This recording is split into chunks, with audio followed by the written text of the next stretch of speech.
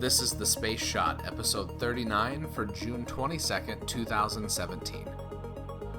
Film cameras, Galileo, Charon, and Sally Ride. This one's going to be a big episode. Hey everyone, welcome to The Space Shot, your daily space history, pop culture, and news fix. I'm John Molnix. So yesterday I mentioned how I was going to be talking about Sally Ride today. Well, I didn't look at my calendar closely enough, and I missed a few things that I've been looking forward to talking about. So I've got 3 pieces of history today, plus a little bit more about Sally Ride, and specifically her selection as an astronaut. I apologize in advance, Mr. Tim is quite needy tonight, so you're probably going to hear him meow quite a bit through this episode.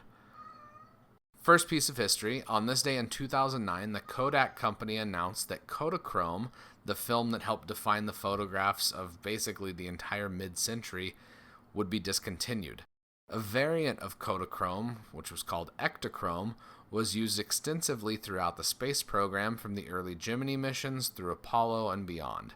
Many of the images we see of the moon and of the spacewalks during the Gemini program were taken on Ektachrome film.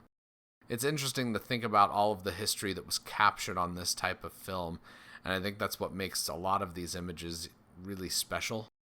In these pictures, we see our planet from space, and we see the moon as well, in colors that look like they were taken right out of a National Geographic spread. Now for the second piece of history today. On this day in 1633, Galileo Galilei was sentenced during an inquisition for his belief that the sun, not the Earth, lies at the center of the universe.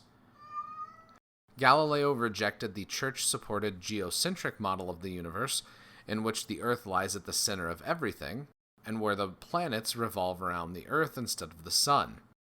As part of his sentencing, Galileo would spend the rest of his life under house arrest, and in future episodes I'll be talking about some of his contributions to astronomy, namely the discovery of the Jovian moons, which are the 4 largest moons of Jupiter. The last piece of history for today. On this day in 1978, Pluto's moon Charon was discovered by American astronomer James Christie. The origin of Charon's name is kind of funny. First, it was named after Charlene, the wife of James Christie, Charon being an official-sounding version of Char. Coincidentally, in Greek mythology, Charon is the ferryman in Hell, or Hades, that takes souls across the rivers that divide the living from the dead. On a related note, Pluto is named after the god of the underworld, hence the related names. Now for a little bit more on Sally Ride.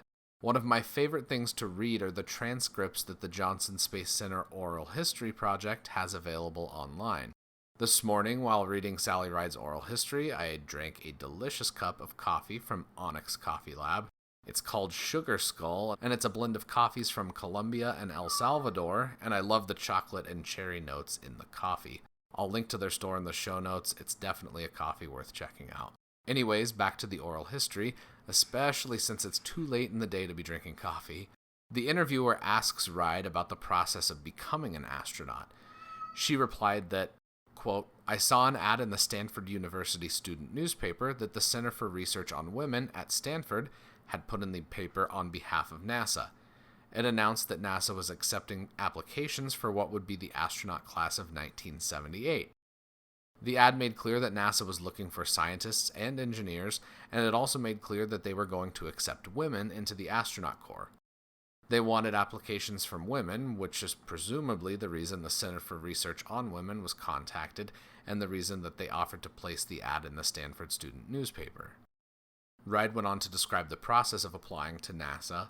The interviewer also asked her questions about how the dynamics at Johnson Space Center and NASA changed with the introduction of female astronauts, especially since the class of 1978, which Ride was a part of, was the first new astronaut class in about a decade. Ride recalled that they, and by they she means the first astronaut class, seemed to accept us pretty well. We had them outnumbered, so I'm not sure that they had a choice. It was clearly very different for them. They were used to a particular environment and culture. Most of them were test pilots. There were a few scientists, but most were test pilots. Of course, the entire astronaut corps had been male, so they were not used to working with women. And there had been no additions to the astronaut corps in nearly 10 years, so even having a large infusion of new blood changed their working environment. But they knew that this was coming, and they'd known it was coming for a couple of years. Well before the announced upcoming opportunity to apply for the astronaut corps, NASA had decided that women were going to be a part of it. So I think that the existing astronauts had a couple of years to adjust and come to terms with it. By the time that we had actually arrived, they had adapted to the idea. We really didn't have any issues with them at all. It was easy to tell, though, that the males in our group were really pretty comfortable with us, while the astronauts who had been around for a while were not all as comfortable and didn't quite know how to react. But they were all just fine and didn't give us a hard time at all. I'll link to the rest of the oral history transcript in the show notes. The history provides a fascinating look into a period of significant changes at NASA. Thank you all for listening to the show. Producing a daily podcast takes a lot of time. I'd love if you could take just a minute to leave a review or rating in the Apple Podcasts app or in iTunes. It would be awesome if you would subscribe to the podcast and share it with anyone you know that loves history, space, or pop culture. Tomorrow we'll be talking a little bit more about Sally Ride and a few other things, so be sure to subscribe so you don't miss any episodes. I'm John Molnix, and I'll catch you on the flip side.